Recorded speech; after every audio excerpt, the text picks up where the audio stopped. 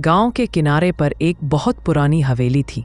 लोग उसे शापित हवेली कहते थे। कहते हैं कि वहां रात के समय अजीब रोशनी जलती बुझती है और चीख पुकार सुनाई देती है। किसी ने भी दशकों से उस हवेली में कदम रखने की हिम्मत नहीं की थी। गांव का नौजवान अमन, जो पढ़ाई के लिए शहर गया था, छुट्टियों में वापस लौटा। वह पढ़ाई में होशियार होने के साथ साथ बहुत जिज्ञासु भी था। अमन ने देखा कि गांव पूरा सुनसान था। अमन माधु चाचा की दुकान पर चाय पीने गया था। वहां गांव के सरपंच बैठे हुए थे। अरे बेटा अमन, अभी रात होने वाली है। रात के समय तुम उस हवेली के पास मत जाना, क्योंकि वहां आत्मा का वास है। वहां रात के समय रोशनी चमकती है और डरावनी आवाज आती है। हाँ मुखिया जी, आपकी सही बात है। मेरा भी उस हवेली के पास हादसा हुआ था। अमावस्या की रात की बात थी।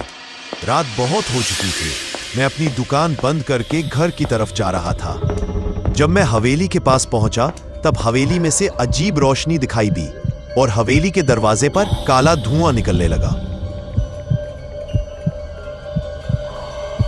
और वहां से अचानक डरावनी आवाज आने लगी कि मुझे बचा लो, मुझे बचा लो। वह डरावनी आवाज सुनकर मैं घबरा गया और मैं घबराकर वहां से भाग गया।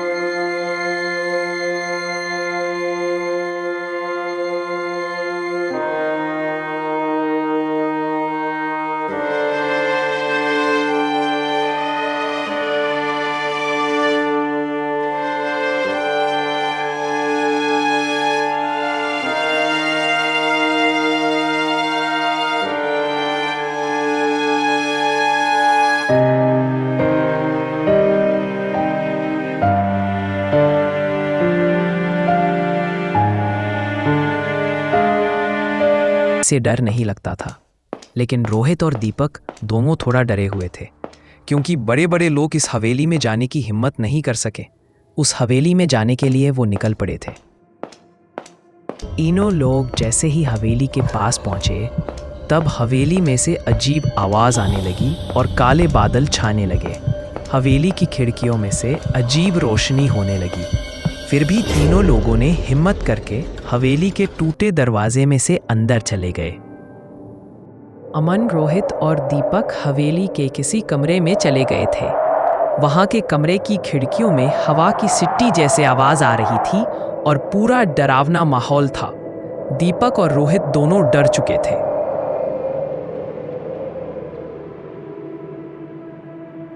दोस्तों, मुझे लगता है यहाँ से चले जाना बेहतर होगा, वरना भूत का शिकार हो जाएंगे।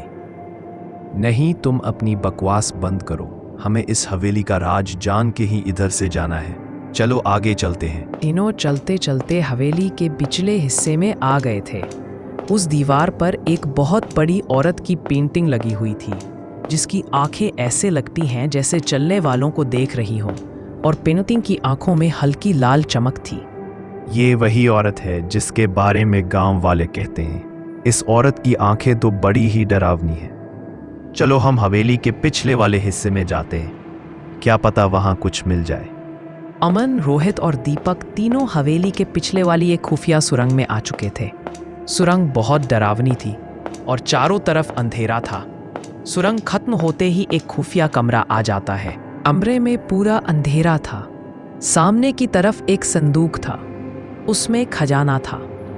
अमन, दीपक और रोहित वह चमकता खजाना देखकर आश्चर्यचकित हो गए, पर हमने देखा कि खजाने के पास की शिला में लिखा हुआ था कि जो सत्य की राह चुनेगा वही इसका मालिक बनेगा। तभी अचानक से सामने की तरफ काला धुआं निकलने लगा। रोहित और दीपक डर गए थे। उतने में ही काले धुएं में से वह तस्वीर वाली औरत सामने आ गई। वह औरत बहुत गुस्से में थी। उसकी आंखों में लाल चमक थी। तुम यहाँ क्यों आए हो? चले जाओ यहाँ से, वरना मारे जाओगे। यह खजाना लालचियों के लिए नहीं है, पीछे हटो। नहीं, हम यहाँ खजाना लेने नहीं आए, बल्कि हम इस हवेली का राज जानने आए हैं। हम लालच से नहीं आए, बस सच्चाई जानना चाहते हैं।